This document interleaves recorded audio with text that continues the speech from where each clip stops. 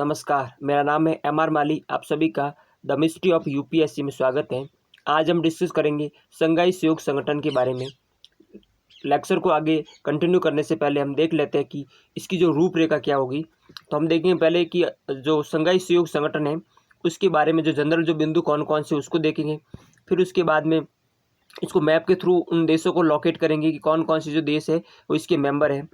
फिर उसके बाद में अगला जो होगा कि इस संघाई सहयोग संगठन का लक्ष्य क्या है, इसका जो ऑब्जेक्टिव क्या है। फिर उसके बाद में देखेंगे कि इसके जो सदस्य हैं उनके सामने जो चुनौतियाँ क्या क्या, चैलेंज कौन कौन से, वो देखेंगे। फिर उसके बाद में देखेंगे इसका जो भारत के लिए क्या महत्व है। और उसके बाद में ये जो टॉपिक हम देख रहे हैं, जो ऐसे सहयोग संगठन देख रहे हैं, तो उससे जो यूपीएससी के प्री एग्जाम में क्या क्वेश्चन पूछा हुआ है और मेन में क्या पूछा हुआ है। तो मेन में उसके लक्ष्यों के बारे में, उद्देश्य के बारे में, उसका जो महत्व क्या है उसके बारे में जो मेन में क्वेश्चन पूछा गया है। और जो प्रीलिमिनरी एग्जाम है उसके अंतर्गत भी एक क्वेश्चन जो पूछा गया है। मतलब कि ये जो टॉपिक है वो एग्जाम के पॉइंट ऑफ व्यू से इम्पोर्टेंट टॉपिक है। तो लेक्चर को आगे कंटिन्यू करने से पहले आपसे निवेदन है कि यदि आपने चैनल पर फर्स्ट टाइम विजिट किया है तो चैनल को सब्सक्राइब ज़रूर करें और एक प्यारा सा कमेंट करें। तो पहले हम देखते हैं कि जो एशियाई जो संघाई सहयोग संगठन है, तो संघाई सहयोग संगठन के बारे में जनरल जो बिंदु कौन कौन से जो हमें ध्यान रखने होंगे। तो पहला जो जनरल जो बिंदु है कि इसका जो मुख्यालय है वो कहाँ पर, तो इसका जो मुख्यालय वो बीजिंग है। कहाँ पर, तो बीजिंग में। और बीजिंग कहाँ पर, तो चीन में। तो ऐसा जनरली प्रश्न पूछ लिया जाता है कि इसका जो मुख्यालय है वो कहाँ पर है। तो इसका जो मुख्यालय है वो बीजिंग में है और 2001 में इसको स्थापित किया गया था। और एक अंतर सरकारी संगठन है। कैसा संगठन, तो एक अंतर सरकारी जो संगठन है। तो पहला पॉइंट हो गया बीजिंग यानी चीन में इसका जो मुख्यालय है। दूसरा है कि 2001 में एक अंतर सरकारी जो संगठन के रूप में इसको स्थापित किया गया था। जब इसको स्थापित किया गया था उस समय इसके जो संस्थापक सदस्य कौन कौन थे। जनरली जो क्वेश्चन पूछ लिया जाता है कि इसके जो संस्थापक जो सदस्य कौन कौन से हैं। तो संस्थापक सदस्य के रूप में एक तो जो रूस है, दूसरा कजाकिस्तान है, तीसरा चीन है, चौथा है किर्गिस्तान है, पांचवा ताजिकिस्तान है और छठा उज्बेकिस्तान है। छठा कौन सा, उज्बेकिस्तान जो है। इसमें मैं आपको ट्रिक बता सकता हूँ कि जो इन देशों के बीच में जो सीमा संबंधी जो प्रॉब्लम थी उसको समाधान करने के लिए इसको बनाया गया था। तो इसलिए जो चीन के जो सीमा से लगे हुए जो देश है मध्य एशिया के, तो उनको आप ध्यान रख सकते हैं। तो इस तरह से आप इजीली याद कर सकते हैं। और वर्तमान में इसके जो सदस्य कौन कौन से हैं, तो वर्तमान में इसमें रूस है, कजाकिस्तान है, चीन है, किर्गिस्तान है, ताजिकिस्तान है, पाकिस्तान है, भारत है, बेलारूस है, उज्बेकिस्तान है और ईरान है। ये इसके वर्तमान के जो सदस्य है। अब इनको हम मैप पर देखते हैं। मैप पर आप इजीली इसको आप याद कर पाएंगे और इसकी याद करने की जो ट्रिक है वो भी मैं बताऊंगा। अब कैसे मैप पर आप याद कर सकते हैं, तो इसमें आप इसकी 3 लाइनें बनाओ। कैसे 3 लाइनें बनाएंगे, तो दिमाग में मैप को दिमाग में लाओ और ऐसे सोचने की कोशिश करो कि सबसे ऊपर है रूस, फिर रूस के नीचे चीन और फिर उसके बाद में भारत। तो 3 तो एक लाइन में हो गए। पहला हो गया रूस, फिर उसके बाद चीन और फिर उसके बाद भारत हो गया। 3 तो एक लाइन में हो गए। तो इसके जो मेंबर हैं। फिर उसके बाद दूसरी लाइन बनाओ। तो दूसरी लाइन यहाँ से शुरू करो, कजाकिस्तान, फिर उसके बाद में किर्गिस्तान, फिर उसके बाद में ताजिकिस्तान और उसके बाद में पाकिस्तान। तो एक लाइन ये हो गई। फिर उसके बाद अगली लाइन और बनाओ। अगली लाइन है उज्बेकिस्तान और उसके बाद में ईरान। और एक जो बच जाएगा वो बच जाएगा बेलारूस हो जाएगा। अगला जो कौन सा हो जाएगा, तो यहाँ पर यूक्रेन के पास में जो बेलारूस हो जाएगा। तो इस तरह से आप मैपिंग के रूप में कर सकते हैं। जैसे कि अब इसके जो संस्थापक जो सदस्य कौन कौन से, संस्थापक सदस्य को याद रखने का भी जो सिंपल तरीका है। तो यहाँ पर जो रूस हो गया, चीन हो गया, फिर चीन के बाद में रूस हो गया और रूस के बाद में ये कजाकिस्तान हो गया, फिर उसके बाद में किर्गिस्तान हो गया और ताजिकिस्तान हो गया और उज्बेकिस्तान हो गया। तो इसके जो संस्थापक जो सदस्य थे और जो अभी जो वर्तमान के जो सदस्य, तो उसको याद करने का जो सिंपल सा तरीका है कि इसकी 3 लाइनें बना दो। पहली है ऊपर से ऐसे सीधा बनाओ। पहला हो गया रूस, फिर उसके बाद चीन और उसके बाद भारत। तो एक लाइन ये हो गई। फिर दूसरी लाइन ताजिकिस्तान, कजाकिस्तान हो गया, फिर उसके बाद किर्गिस्तान, उसके बाद ताजिकिस्तान और उसके बाद में पाकिस्तान। एक लाइन ये हो गई।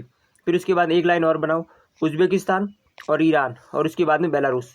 तो इसके सदस्य देश हो गए। तो इस तरह से आप मैप पर 1-2 बार इस तरह से जो खुद से प्रैक्टिस करेंगे तो याद हो जाएगा और 1-2 बार इस क्लास को भी देखेंगे तो भी इजीली आपको याद हो जाएगा।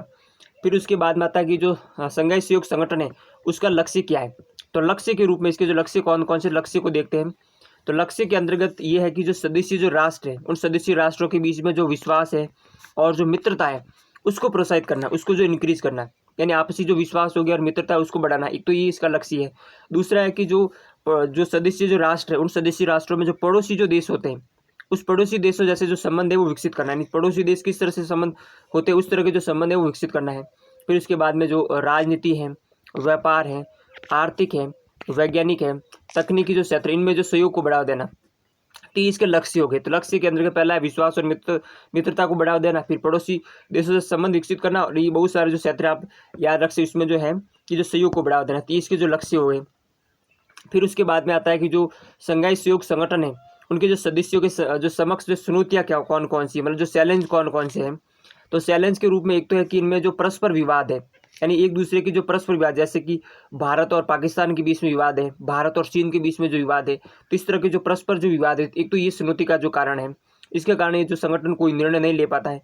दूसरा है कि जो ये स्वहित को प्राथमिकता देते हैं, यानी अपने हित को ज़्यादा प्राथमिकता देते हैं, जिसके कारण जो है ये संगठन अच्छी तरह से जो कार्य नहीं कर पाता है। फिर उसके बाद में जो मध्य एशिया जो क्षेत्र है, उस मध्य एशिया क्षेत्र में जो नेतृत्व यानी जो लीडर है वो कौन बने, तो इसको लेकर जो है चीन और रूस के बीच में प्रतिस्पर्धा है। रूस कहता है कि मैं इसका लीडर हूँ और चीन कहता है कि मैं इसका लीडर हूँ। तो इस तरह से इन दोनों के बीच में जो मध्य एशिया को लेकर भी इनमें जो विवाद रहता है। फिर उसके बाद में जो चीन कहता है कि ये जो संगठन है, जो संघाई सहयोग संगठन जो एससीओ है, वो पश्चिम के खिलाफ बना हुआ है, जबकि भारत कहता है कि नहीं, खिलाफ नहीं, इसका समर्थक है। तो इस तरह से इनके बीच में जो चुनौतियाँ है, जो चैलेंज इनके बीच में खड़े होते हैं। फिर उसके बाद में जो है कि जो भारत के लिए इसका क्या महत्व है, जो संघाई सहयोग संगठन है, उस संघाई सहयोग संगठन का जो भारत के लिए क्या महत्व है। तो भारत के लिए सिंपल सा महत्व एक तो ये है कि जो आतंकवादी जो गतिविधियाँ है, जो टेररिस्ट जो एक्टिविटीज़ है, उसका मुकाबला करने के लिए इसने एक संगठन बनाया, जिस संगठन का नाम है रीजनल एंटी टेररिस्ट स्ट्रक्चर है। यानी जो आतंकवादी जो गतिविधियाँ है, उनका मुकाबला करने के लिए जो एससीओ ने एक संगठन बनाया, और उस संगठन का नाम है रीजनल एंटी टेररिस्ट स्ट्रक्चर। तो इसका एक तो ये इसका महत्व है। दूसरा है कि जो मध्य एशिया है, उन मध्य एशिया के जो देश है, उनके बीच जो संबंध है, यानी जो सहयोग की जो भावना विकसित करने के लिए एक मंच प्रदान करता है। जो एससीओ है, उस एससीओ पर जो मध्य एशिया के सभी जो देश, मतलब जो ज़्यादातर जो देश है वहाँ पर आते हैं, तो उनके बीच में जो भारत है बातचीत आसानी से कर पाता है। तीसरा है कि जो मध्य एशियाई जो क्षेत्र है, उस मध्य एशियाई क्षेत्र में जो ऊर्जा संसाधन से समृद्ध है, जो मध्य एशिया वाला जो भाग है वो ऊर्जा की जो संसाधन उनसे समृद्ध है। उदाहरण के रूप में हम देख सकते हैं कि यहाँ पर जो 4% जो प्राकृतिक गैस के जो भंडार है और 3% जो तेल के भंडार है, कहाँ पर, मध्य एशिया में। फिर चौथा है कि जो मध्य एशिया है, उस मध्य एशिया में जो चीन है, उस चीन को जो प्रतिसंतुलित करने का जो आधार प्रदान करता है। जो मध्य एशिया है, वो जो चीन को जो प्रतिसंतुलित, मतलब उसको जो संतुलित करने का जो आधार प्रदान करता है। उदाहरण के लिए सबार जो पतन है, तो इसके जो आधार हो गया। फिर उसके बाद में हम देखते हैं अगला जो है कि अब इस पर यूपीएससी में किस तरह का जो क्वेश्चंस आया है, मतलब जो मेन एग्जाम में जो एससीओ के ऊपर यूपीएससी ने क्या प्रश्न पूछा है। तो इसमें पूछा जा रहा है कि एक तो पूछा जा रहा है कि जो एससीओ के जो लक्ष्य है, यानी जो एससीओ उसका जो लक्ष्य क्या है और उसका उद्देश्य क्या है, और उसका जो विश्लेषणात्मक परीक्षण कीजिए, और भारत के लिए इसका क्या महत्व है। तो महत्व हो गया, इन तीनों टॉपिक मैंने कवर किया है। उसके लक्ष्य के पॉइंट भी मैंने कवर किया है, उद्देश्य की पॉइंट भी मैंने जो कवर किया है, वहाँ से आप इजीली कर सकते हो। और उसका महत्व क्या है, यानी इस पर्सन को आप इस पर्सन को लिखने का जो फॉर्मेशन क्या है, तो फॉर्मेशन के रूप में आप दे सकते हैं कि एक तो भूमिका शुरू कर सकते हैं कि 2001 में विकसित हुआ था, तो उससे इसकी भूमिका शुरू कर सकते हैं कि ये एक अंतर सरकारी संगठन है जो 2001 में जो है विकसित हुआ था, तो इस तरह से उसकी एक भूमिका बांध सकते हैं। फिर उसके बाद में मैप बनाकर उसके जो सदस्य देश कौन कौन से वो बता सकते हैं। फिर उसके बाद में इसके लक्ष्य मैंने बताया था कि जो आपसी जो सहयोग वगैरह जो बढ़ाना है, और जो अलग अलग जो क्षेत्र बताए, जिसमें राजनीतिक जो क्षेत्र थे, सांस्कृतिक क्षेत्र थे, उनमें जो सहयोग को बढ़ावा देना था, इस तरह के उसके जो लक्ष्य हो जाएंगे। फिर महत्व के लिए, तो महत्व के लिए हम कह सकते हैं एक तो कि मंच प्रदान करता है, एंड जो मध्य एशिया के जो देश उनके साथ बातचीत करने के लिए मंच प्रदान करता है।